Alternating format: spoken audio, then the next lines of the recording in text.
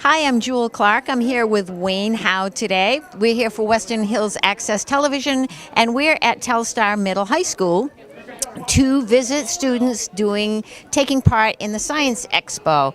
This is March 21st, 2019. So let's go see what they're doing.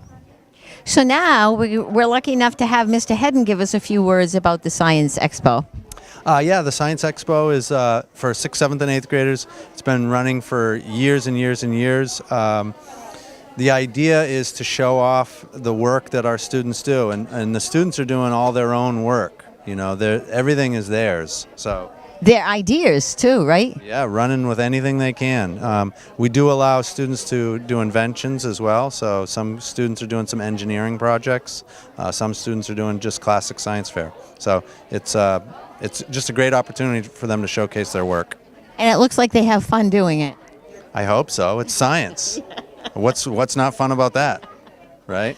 So they get to do this, and then there's a regional science fair, and then there's a state science fair, and those are opportunities if students want to continue going on. So. And even though these are middle school students, they can go to a regional. Okay, all right. I didn't know if that was just high school.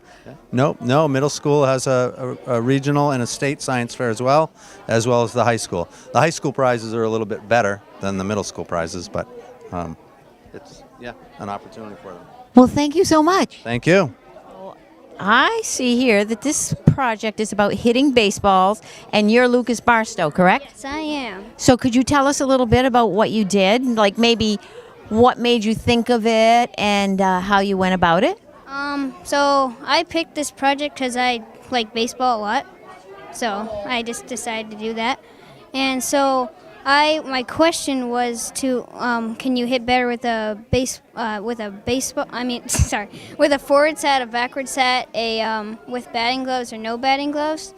And so it ended up that you actually hit better with I thought that you would hit better with a backward set, but you actually hit better with a forward set, I found out.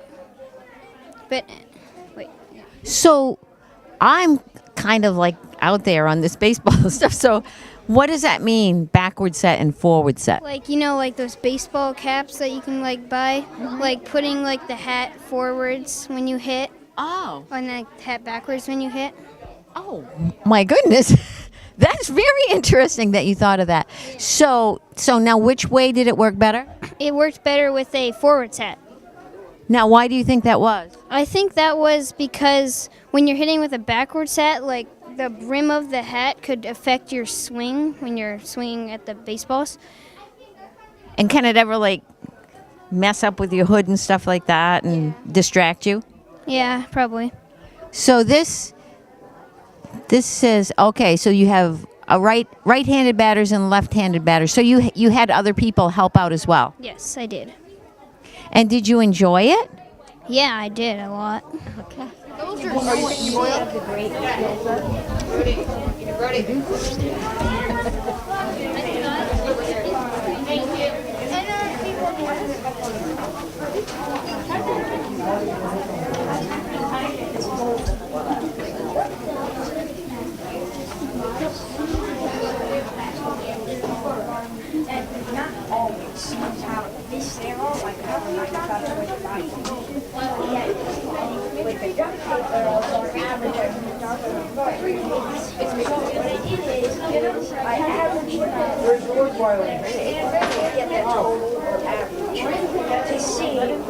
To see, which is better.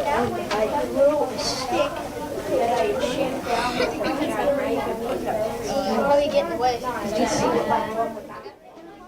So you are Gabrielle Thompson, and you did your project on reading.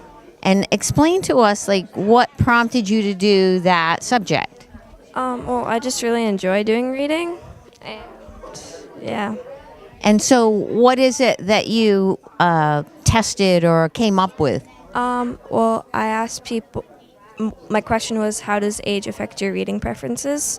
So I asked people, like, how old they were, estimate how many hours you read a week, favorite author, favorite book, favorite genre. And what did you conclude? That you read the most when, like, you are older, like in your 70s and 80s. And do you have any idea why you think that is? Probably because I have more free time. Perfect. Thank you so much.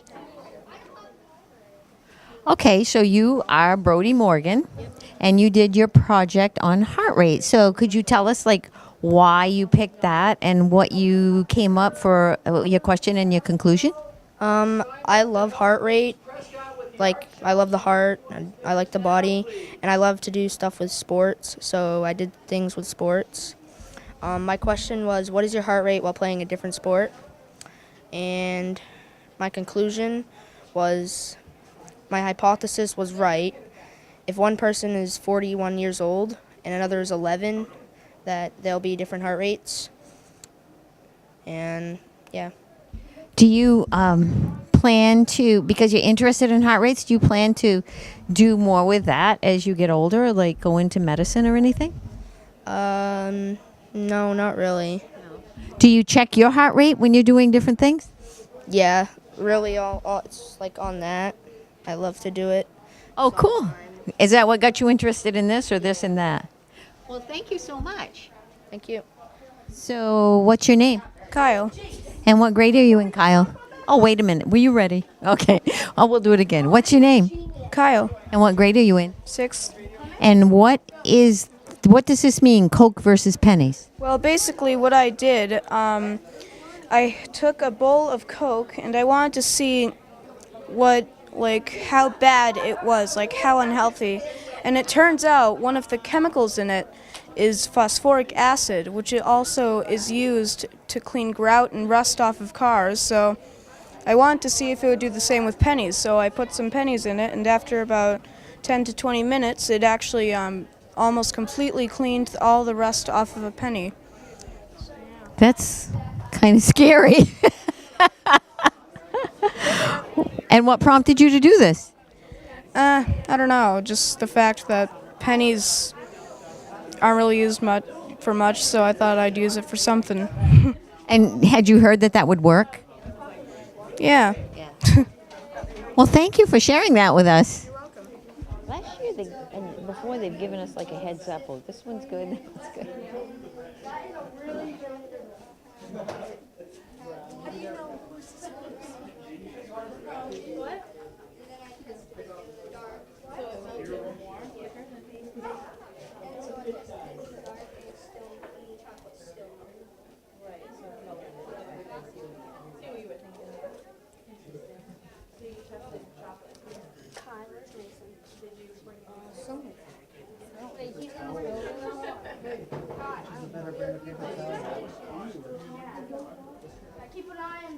Okay, so wait 1 second here.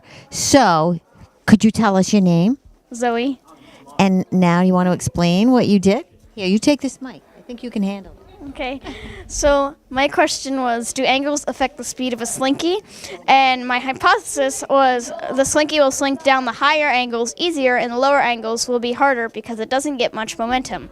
So for example, the 10 degrees was inconclusive because it didn't get enough momentum, which means my hypothesis was correct. And the 20 degrees is the easiest one it slinked down, and I'll do a demo here. And that just rolled. It does that.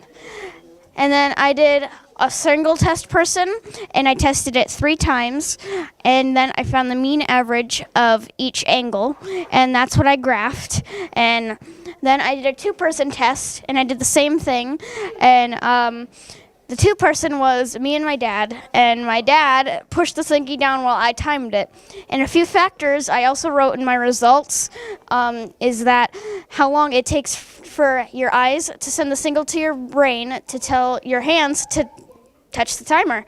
And then another signal or another effect was how much force you use to push down the slinky. So my conclusion, my hypothesis was correct, and the model I built, my dad helped me build it on Tuesday. He pretty much built the whole thing, and he saved the science fair because I wasn't prepared, and all these angles were measured, and he helped me paint it, and we used the rug so that the slinky had traction. I was wondering about the rug, but that made total sense. Well, how nice that he helped you do that. And you were at Mural Club on Tuesday, so you Yeah. couldn't finish. So. Well, thank you so much. Yeah. Okay, so we're going to talk with. Brady. And what grade are you in? I'm in 8th grade. Okay, so if I give you this microphone, will you just tell us like what gave you the idea to do this and what your conclusion was and what your question was?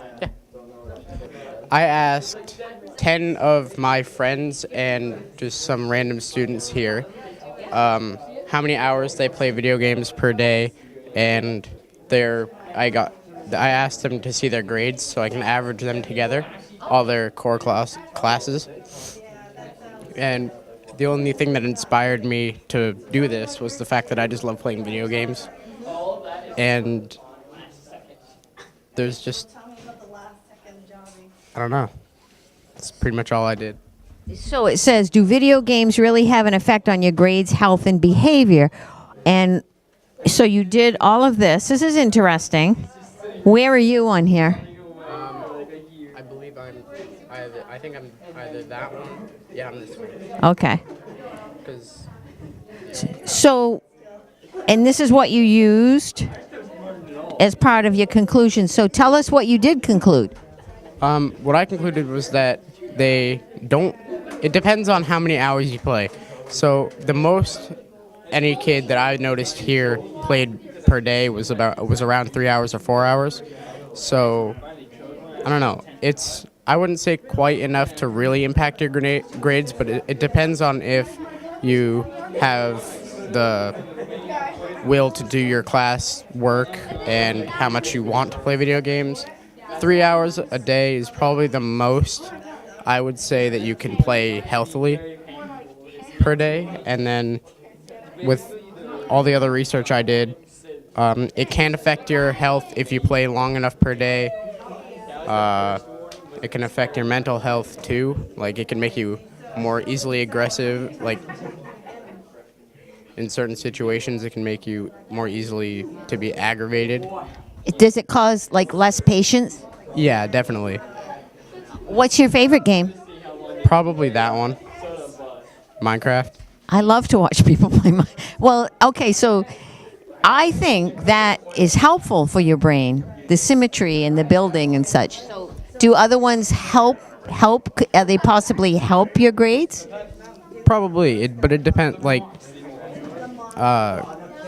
educational games and things like that. It depends on what kind of game you play mostly.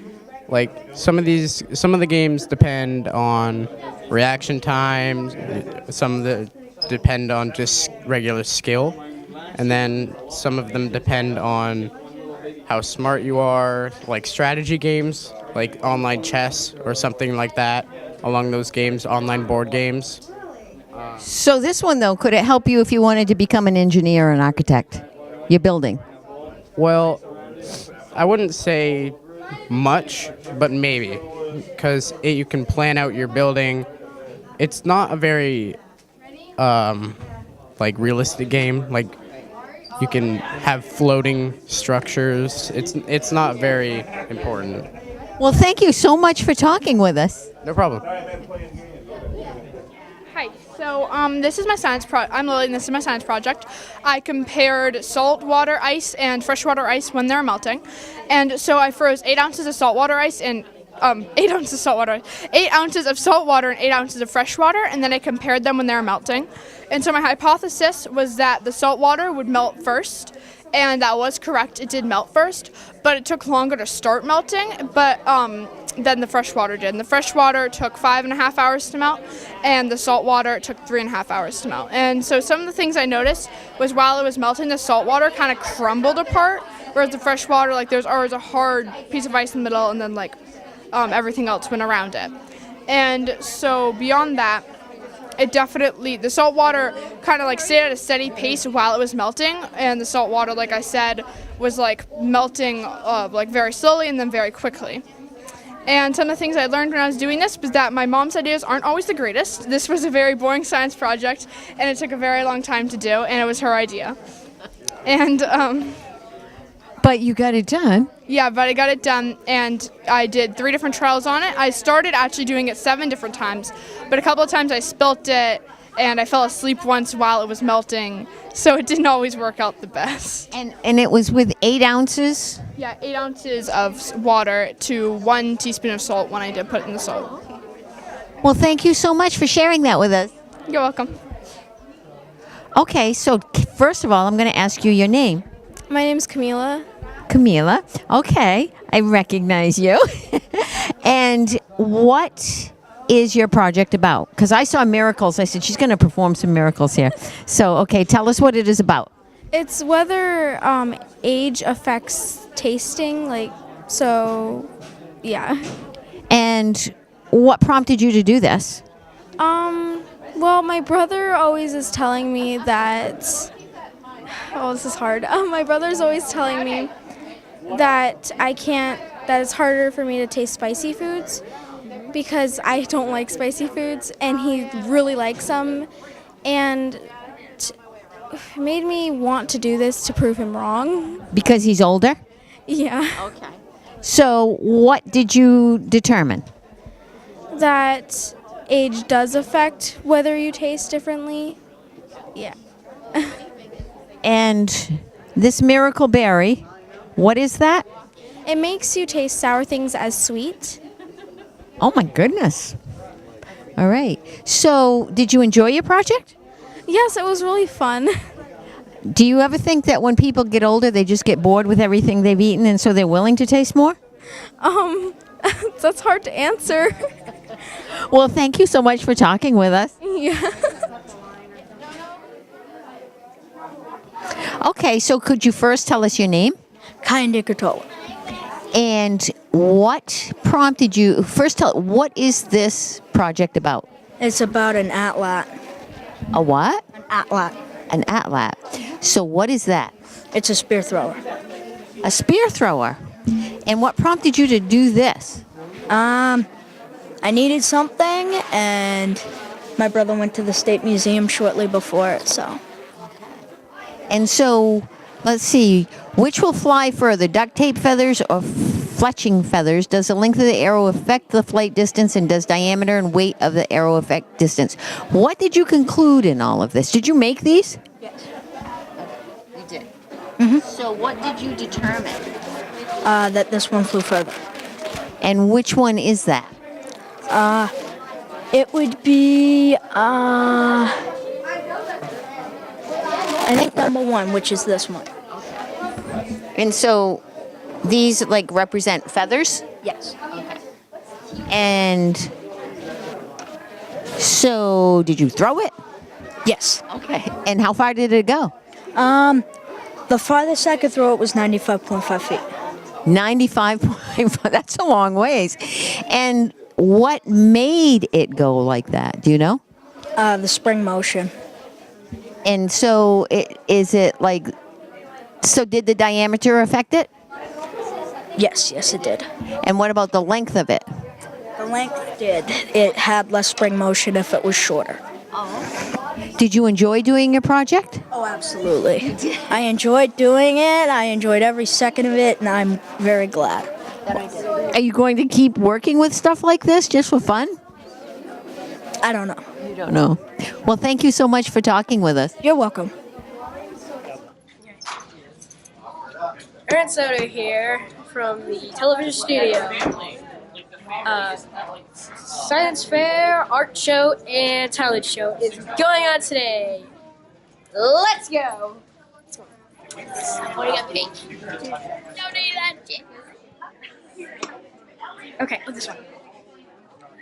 Hello, Aaron Soto here. Can you explain this project? Sure, Aaron.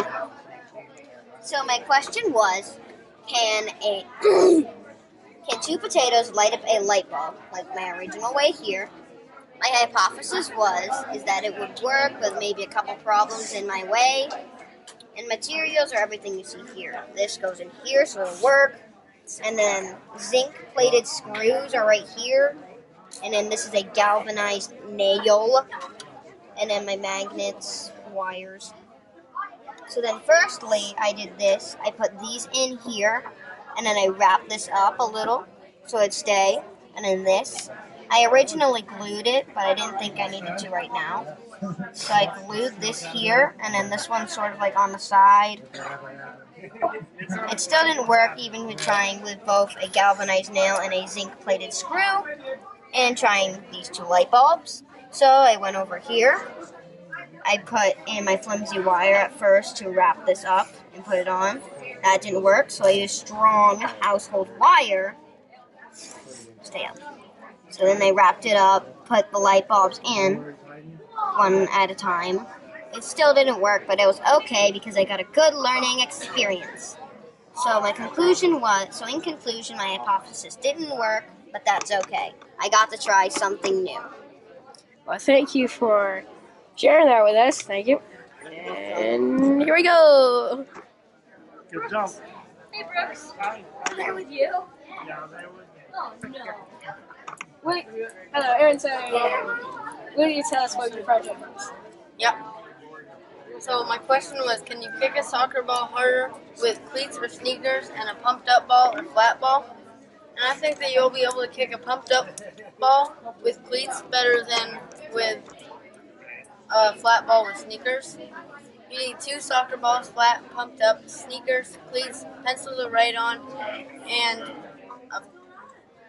a pencil to write on. A pencil to write down data, and a paper to write on. So you gotta get your materials and then kick the soccer balls with cleats and sneakers and see which one you kicked harder. And what went right is that I got my results and tested multiple times, but I only tested 2 people, and I didn't have a thing to actually measure the exact speed of the ball, so I had to eye it. And for shoes, it was 5-1 pumped up. For cleats, it was 4-2 pumped up. So my hypothesis was half correct. Well, thank you for sharing that with us today.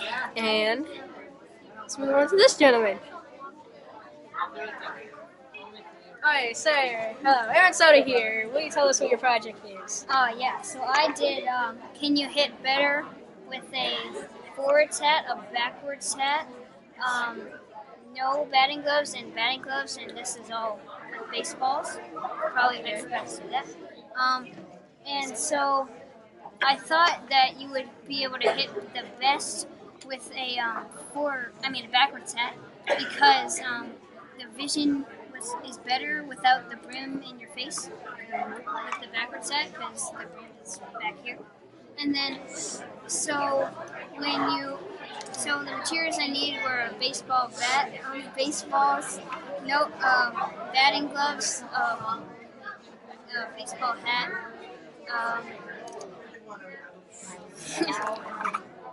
a paper, a pencil, at least 3 people,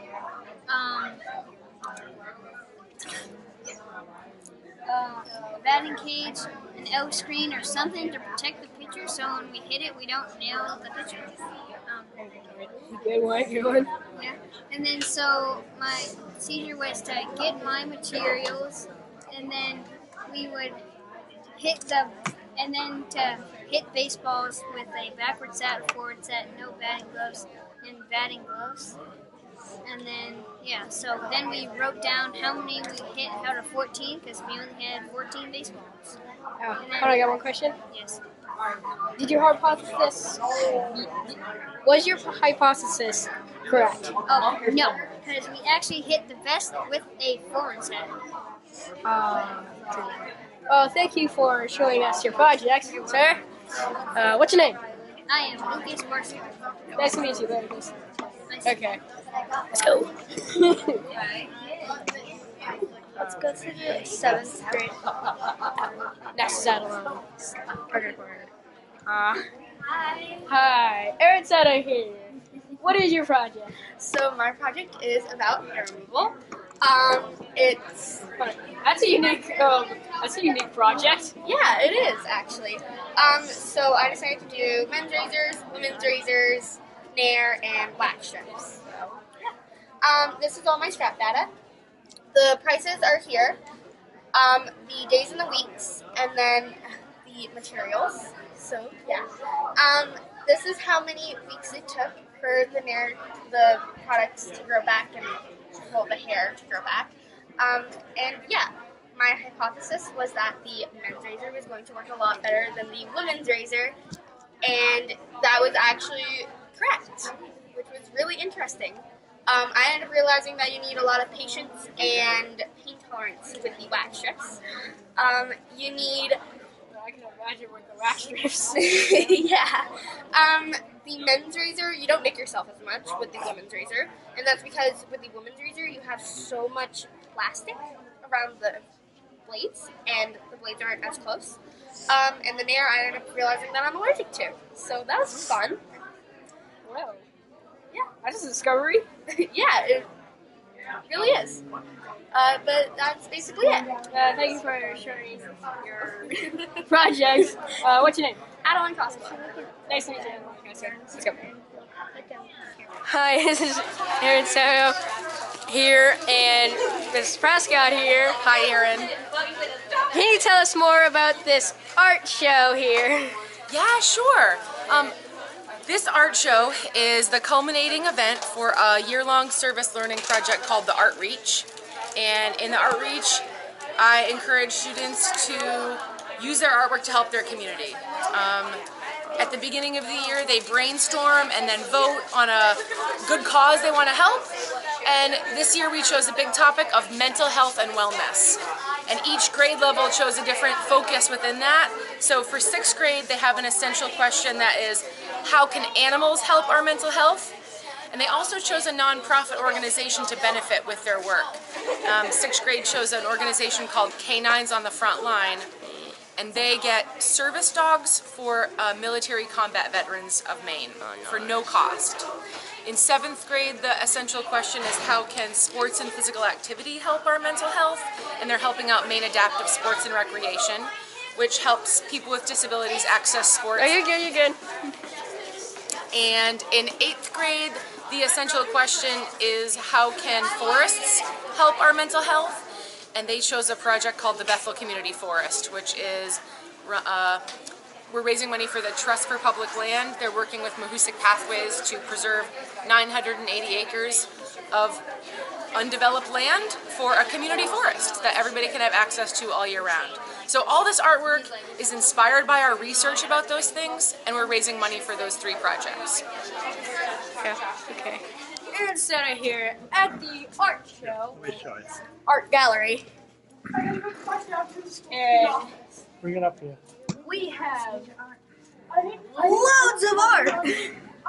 Very artful.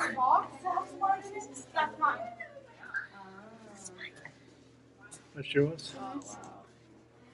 We see the cameraman's art that is very inspiring, and another one that is very creative. Oh, very Fortnite-ish. Sorry for my friends, they're really, really bad. Yeah.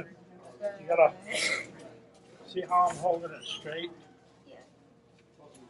And then move it down Right to the here next we one. have a sunset from Alan. You know what? We're not gonna say the names, but very lovely. Very lovely. And we have this nice, beautiful night sky that is very inspiring. And a chocolate bar. Very delicious. How about if I just take stills in the wall? And then, or we can go to the auditorium, Bill. Wait, where's the art show? Oh, wow. This is very nice. Very, very nice. $1 for a sword plunger. Very. Yeah, but you're in there and you gotta.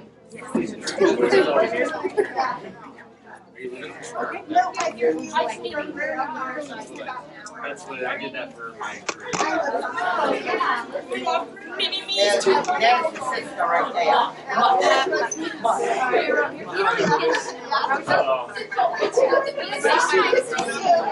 there. I need to go to my thing, so I'm gonna go see my friend. I'm gonna go tell the sports that you were going to. Do you need help? Okay. Can you? Yeah. Camera person. Here. Sure. This Oh is yeah, what that's that camera sees. Okay. Wow. Keep them on.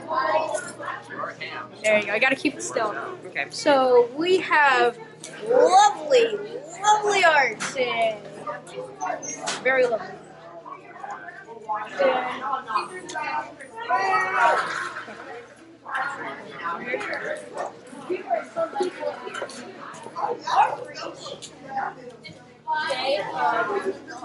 What is the outreach? So what we're doing is we're raising money by using our art for these three programs to donate to. Oh, not even. Dang it, I forgot. Which three programs are there? We have Mid Adaptive. Canine on the front line and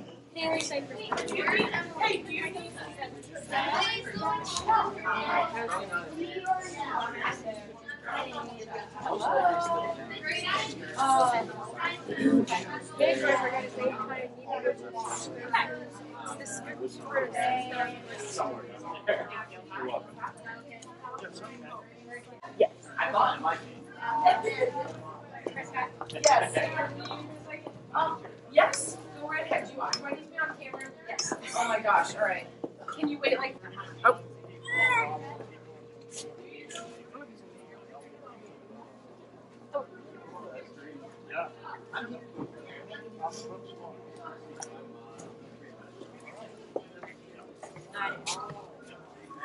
Wait, my brother did that? Your brother did that. Oh, nice.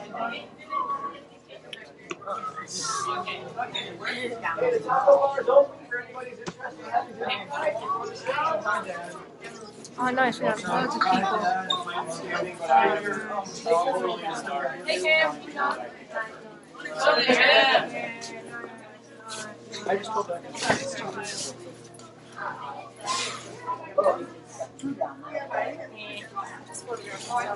First time being cameraman or camera woman.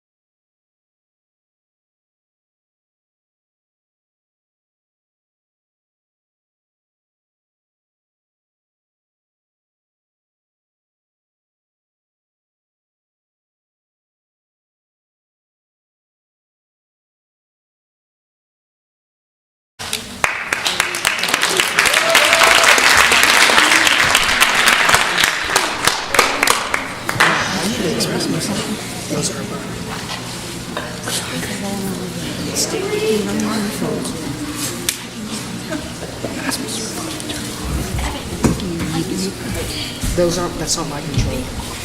That's down there.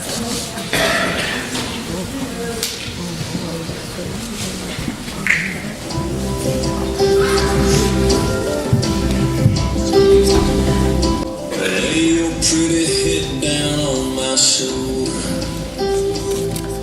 You don't have to worry anymore.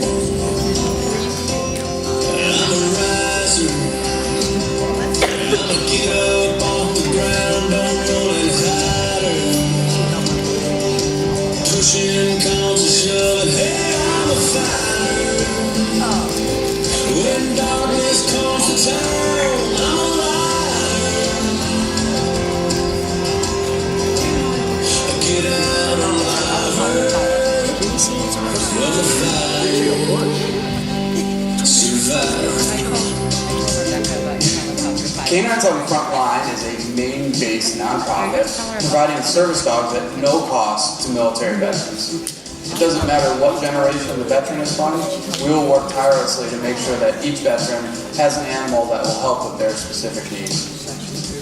It's just fascinating to me to see how we can change people's lives and dogs' lives through the training that we offer, the relationships that the dogs forge with these handlers. We often hear from our veterans that traditional treatment approaches have not worked well for them, often over many years. And when we bring in the dogs, that is for a reason. Traumatic memory is not accessible by our conscious brain. The dog gets to the problem at the unconscious level.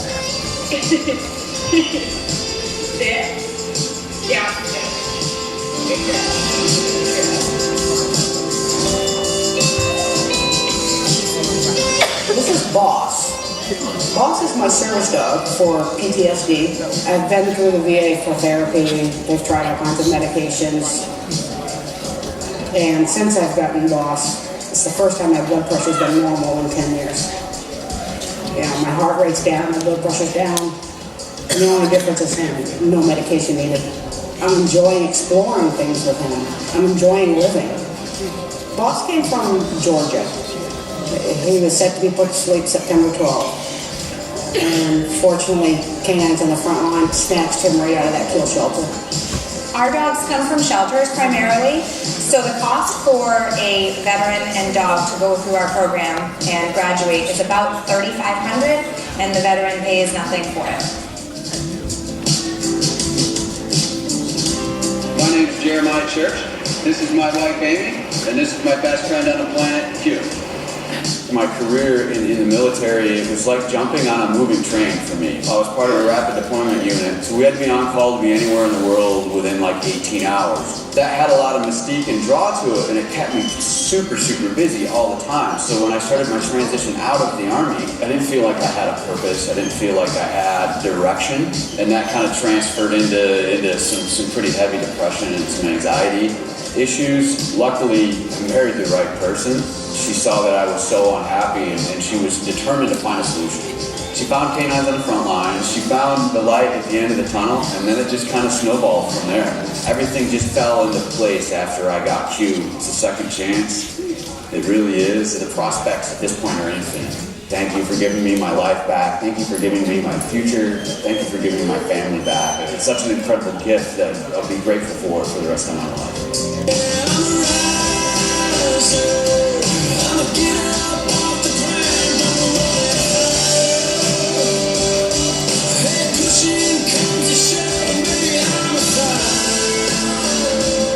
We don't make any money doing this. We do this because we really believe in it. My father is a disabled veteran, and because of my father, I was able to go to college for free. I've always been looking for ways to give back to the veteran community, and this is something that I'm happy to be a part of. As a veteran, I see huge value in Canines on the Front Line. This isn't just about dog training. In a way, it's group therapy. Partner that with our wonderful law enforcement canine handlers. It's an environment and a community that makes sense and delivers results. all of our money goes into the program. Whether you are retired and you give us $10 or you are Unum and you're giving us $10,000, we are really accountable for every single dollar that people donate. If you want to help, the best thing that you can do is send veterans to us. Help us spread the message to other veterans that we are here. The more people that know, the more people we can help. If 35 people gave us $100, that's one veteran. That is one veteran who is getting a dog, and their lives will be changed forever. I'm rising.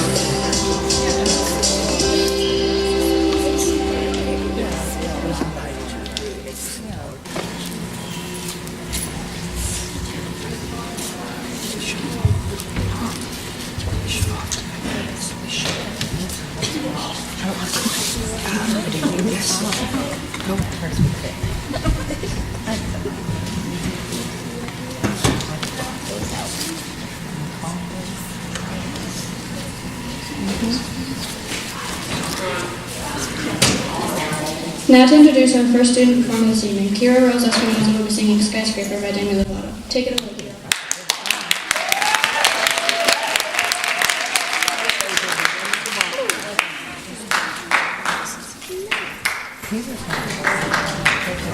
That was not. That's not.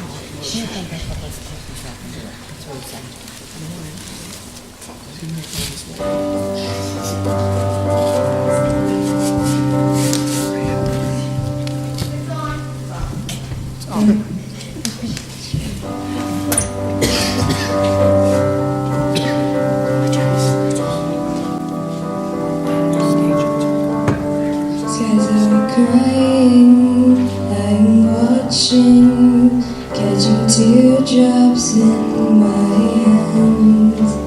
And the silence as it's ending, like we never had a chance.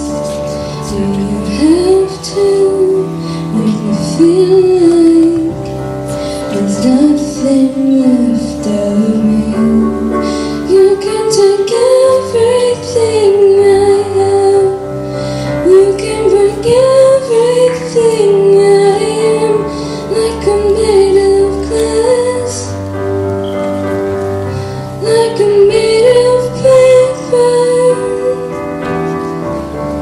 Go on and try to tear me down. I will be rising from the ground like a skyscraper, like a skyscraper.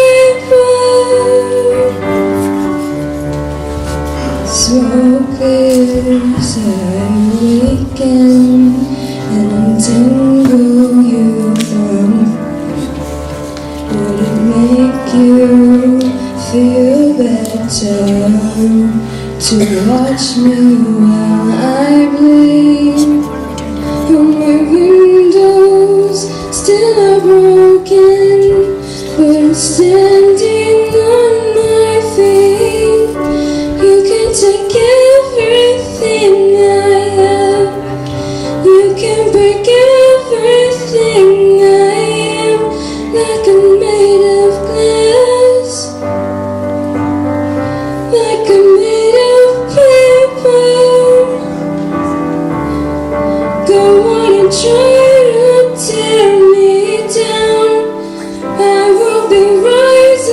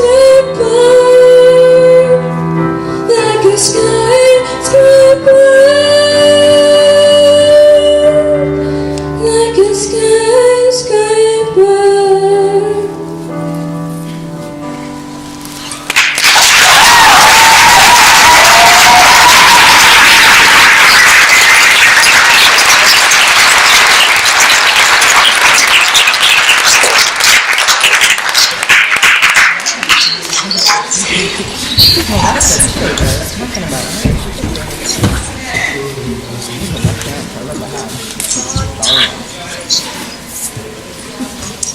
our next act, we have an original theoretical skit by Mason Tilsley and Dahlia Graham. This is called The Notion.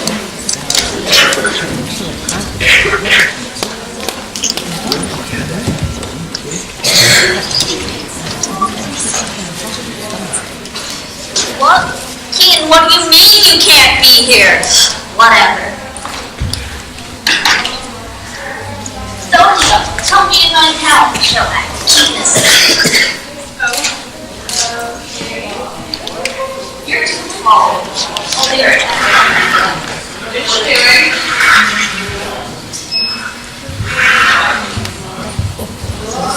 There we go. Much better. Woo! This just doesn't feel right. But I guess I've seen much weirder from strong kids. I'm a have to do do. I'm a have to do do. I'm a have to do do. I'm a have. Yes, it does. We should do a song. Alright. You'll be back. Dolio, you messed up. Now we have to start over. But I didn't mess up. You did. Whatever. You'll be back. Soon you'll see. Ugh, Dolio, you messed up again. Whatever. You did. Whatever. What, is he a magic trick? Not really, but sure.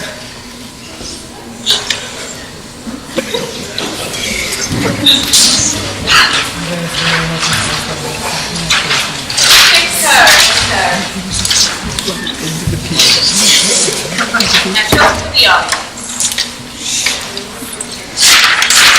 Whoa. That's your card. No.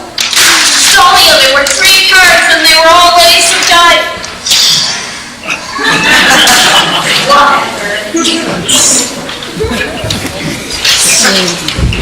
So whatever. That's a good idea. Let's see what we have. We jump chainsaws. No, that's way dangerous. Okay, then what do you sense? That's boring. What about knives? No, that's still way dangerous. Then what are you gonna suggest, like balls? That is perfect idea. That's lame. Flaming knives. Why did I even join?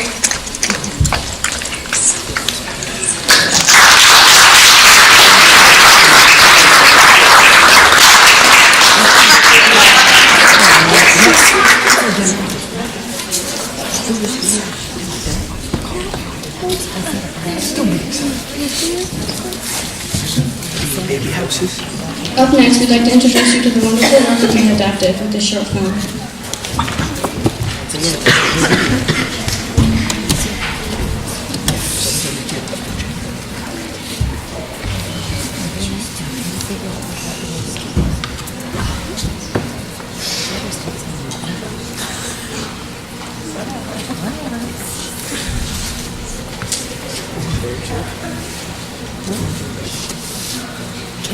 You shouldn't touch other people's body parts. Yeah, you're supposed to spin it for you. You're always playing you this way.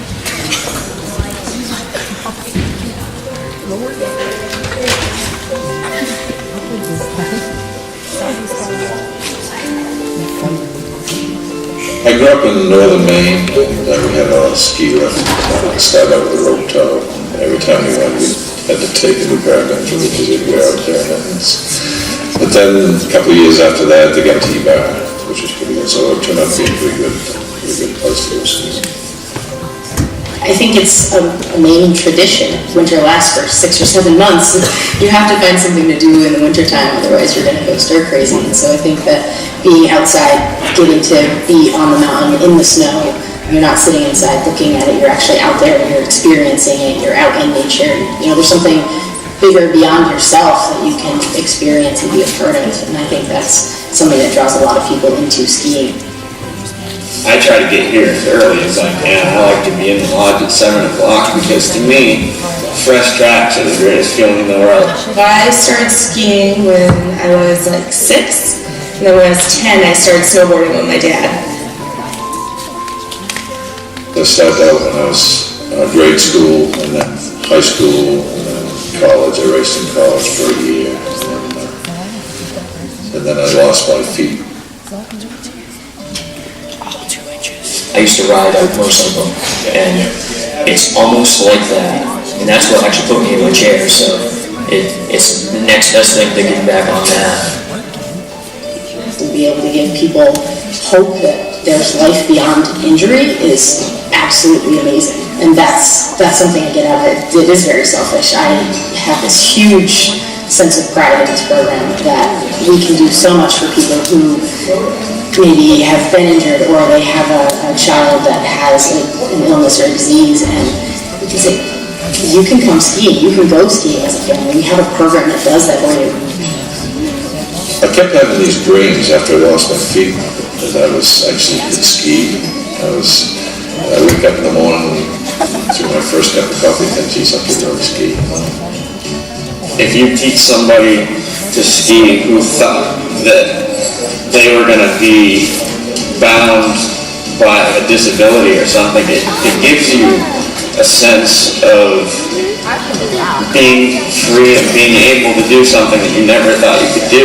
It adds something to your life that might not have been there otherwise, and it's a wonderful thing. That first year was actually awesome. It took a lot of learning and a lot of falling down and this and that, but now that 5 years in, I've got pretty much the whole mountain covered.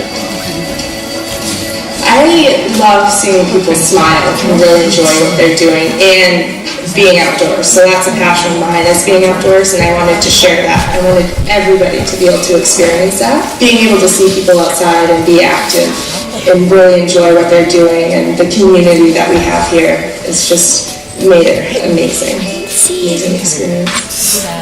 It may look different, but people that are in wheelchairs can get out and do as many things as they used to. It's a new skill. It's something that you can challenge yourself with, and it's not necessarily about your disease or your disability. It's about you internally. What can you do? How can you push yourself? We're here to support people, but we're only going to push them as far as they want to go. I lost both feet in '95, so I gradually took back my life. I took back hunting, I took back fishing, and then skiing was the final piece. And it's all because of Maine Adaptive Sports and Recreation. It's a life-changing organization. Truly. Changed my life, got me off the couch, got me active again. I'll be safe now.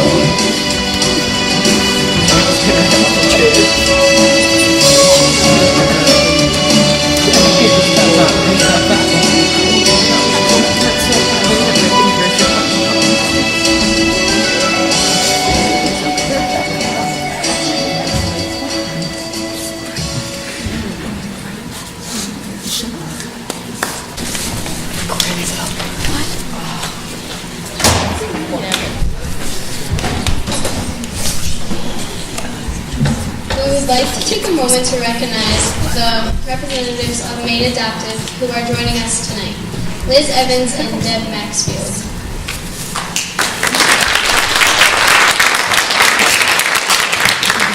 We'd like to say a special thanks to Ms. Evans for coming into our classes to help us learn more about the work that Maine Adaptive does to help our community. Thank you both for your time and energy.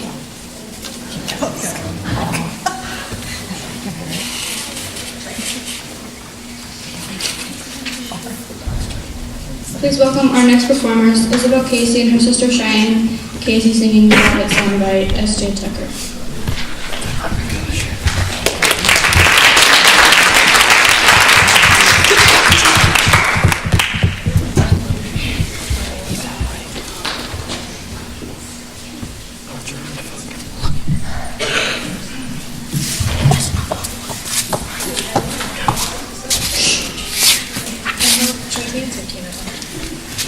Trickster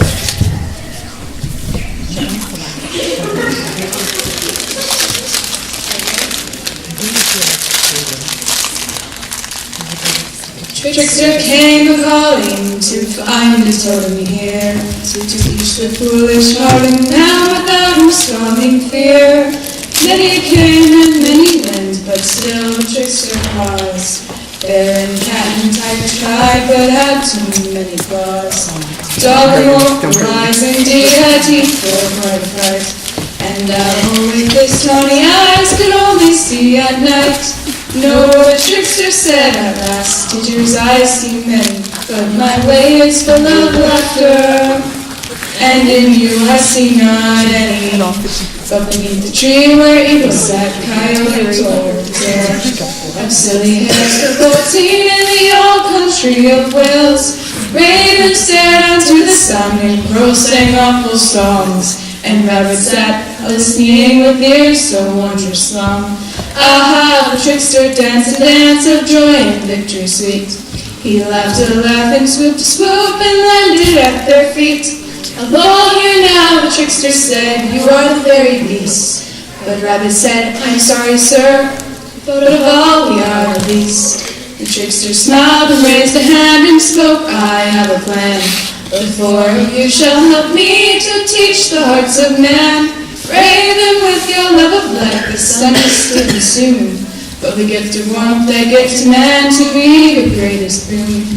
And crow, you silly creature, who sings without a voice, teach man of pride and helping, you really have no choice. Coyote, my friend, together we'll spin many a tale at night, and teach men by our naughtiness what really should be right.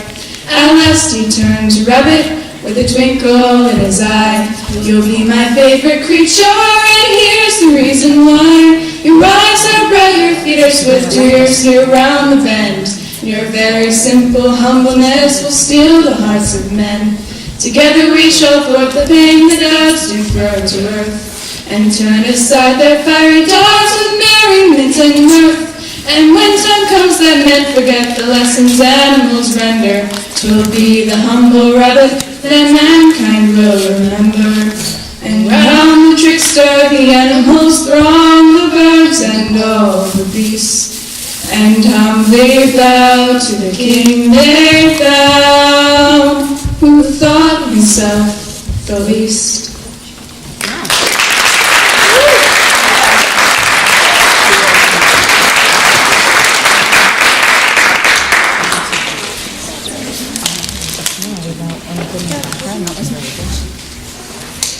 Our next performer is Corinne Nivis, who will be singing Troubled Times by Green Day.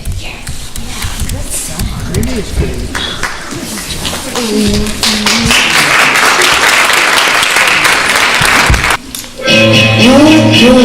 Love and peace on earth, when it's exclusive, where's the truth in the written word? If no one reads it, a new day dawning comes without warning.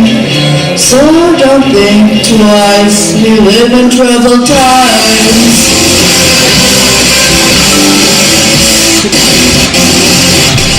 We live in troubled times.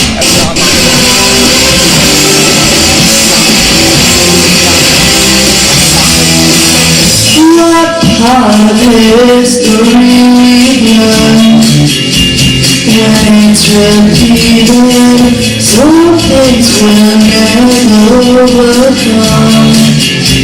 If we don't speak it, the world stops turning. Paradise burning. So don't look twice, we live in troubled times.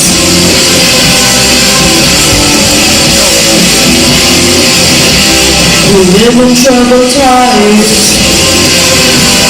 We live in troubled times. Remember cover, like the skyscrapers falling down. And when I wonder like a troubled mind.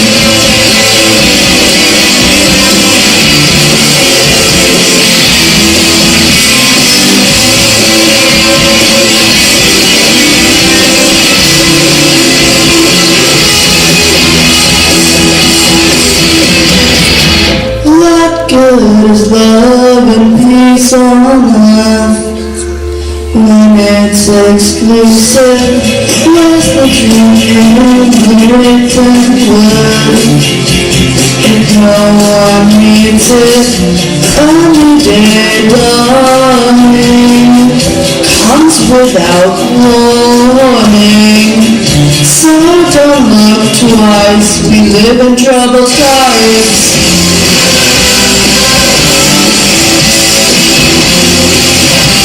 We live in troubled times. We live in troubled times. We live in troubled times.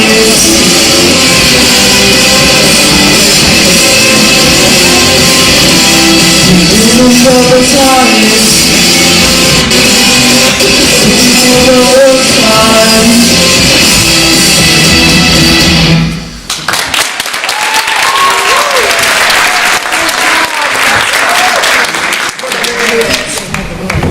Corinne is also responsible for creating the last short film we will be sharing with you tonight. She created this film to introduce the public to our third outreach beneficiary, the Bethel Community Forest Project.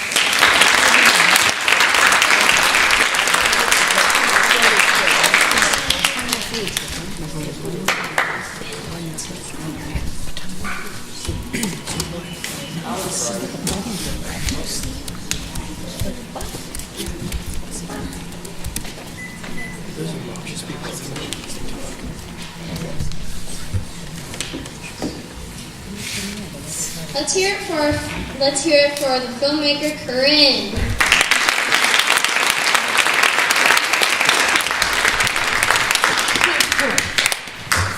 We'd also like to introduce you to Gabe Perkins, Executive Director of Mahoosic Pathways, who is in attendance tonight.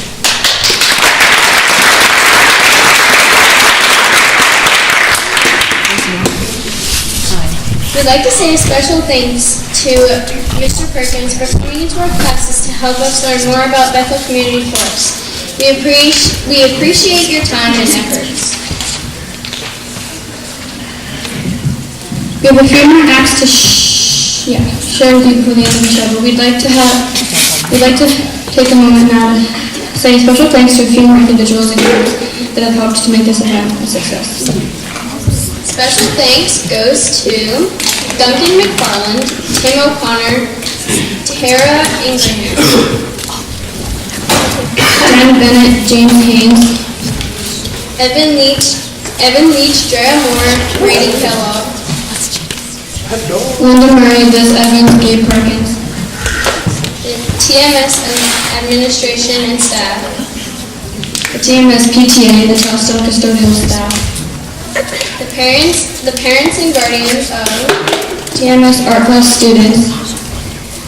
And thanks to all of you for your support.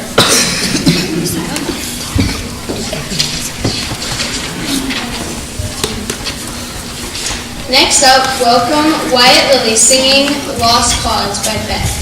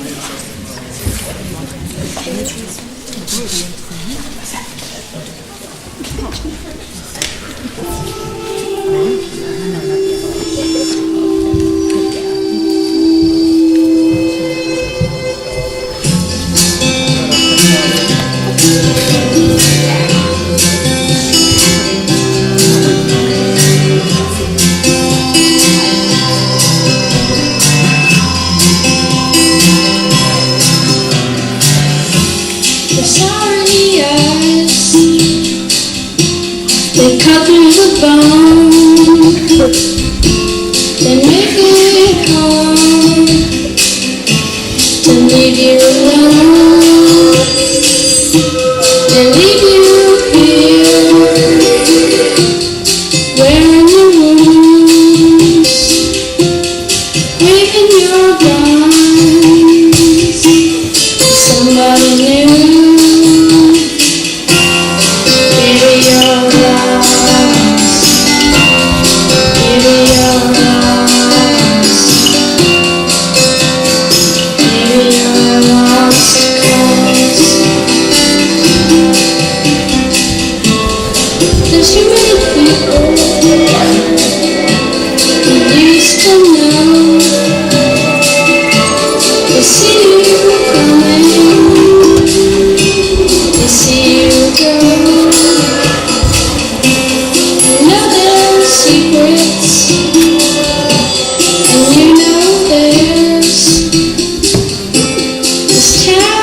Crazy, nobody cares.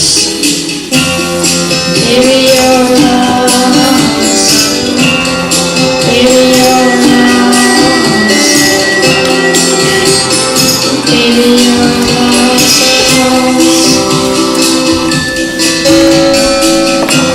I'm tired of fighting. I'm tired of fighting.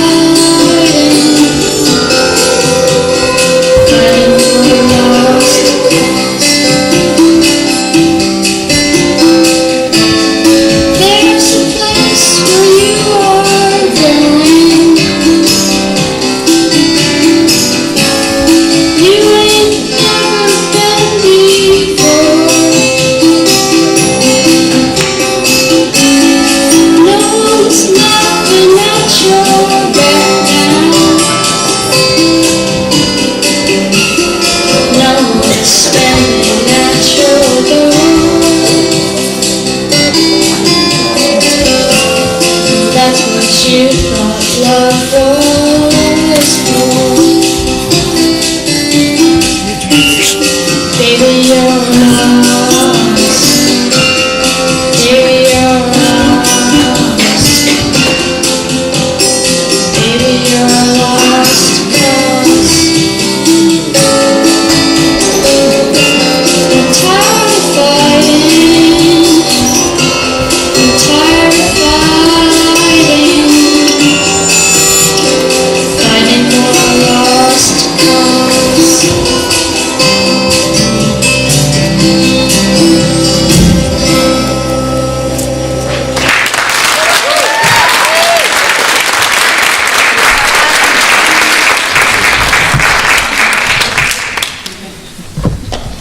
We're pretty sure you know our last two performers. They have both helped make tonight's event a success, and they have some musical passions of their own they'd like to share. Here's Mr. McFarland and Mrs. Prescott.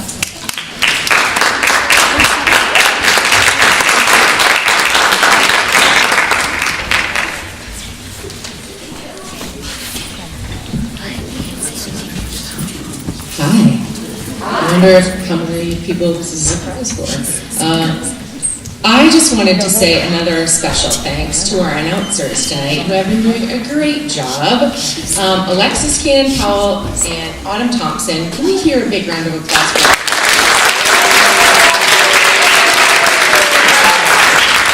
I also want to say another special thanks to Mr. Booth, who was here helping out unexpectedly in the hallway. That was awesome. And to all the students that stayed after school to help set up the art show, thank you guys. You were great. So to end the show, we were thinking about sharing some of our musical passions, both of us, obviously. Mr. McFarland does, but I like to sing and play music a little bit. And in thinking about the theme of this year's show, this song just kind of felt appropriate. It's a little ditty that a lot of you know by George Harrison.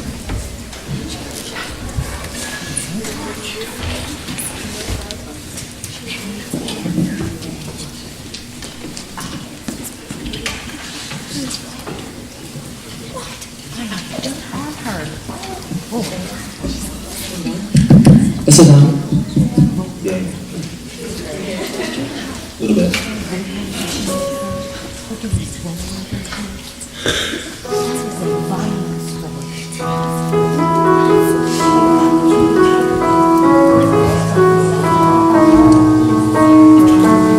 Here comes the sun, doo-doo-doo-doo. Here comes the sun, and I say it's alright. Little darling, it's been a long, cold, lonely winter. Little darling, it feels like years since it's been here. Here comes the sun, doo-doo-doo-doo. Here comes the sun, and I say it's alright.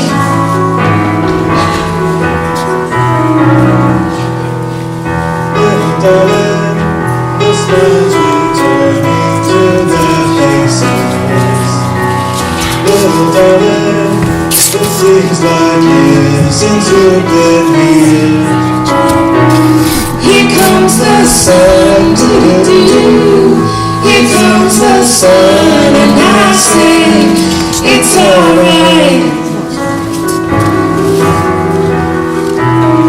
Sun, sun, sun, here it comes. Sun, sun, sun, here it comes. Sun, sun, sun, here it comes. Sun, sun, sun, here it comes.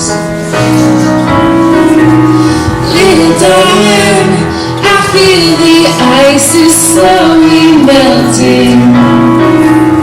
Little darling, it feels like years since it's been clear. Here comes the sun, doo-doo-doo-doo. Here comes the sun, and I say it's alright. It's alright. Here comes the sun, it's alright. Sun, sun, sun, here it comes.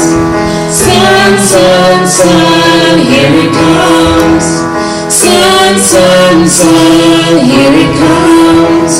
Sun, sun, sun, here it comes.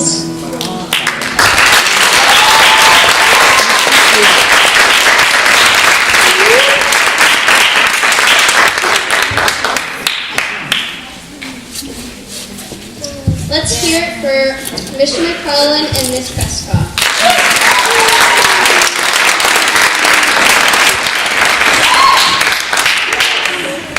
Thank you all very much for considering making donations to any or all of the 3 inspiring organizations we share with you tonight. Thank you all for attending this show and for helping us to see our art to serve our community. We hope you all have a great night. And don't forget, safe travels back home.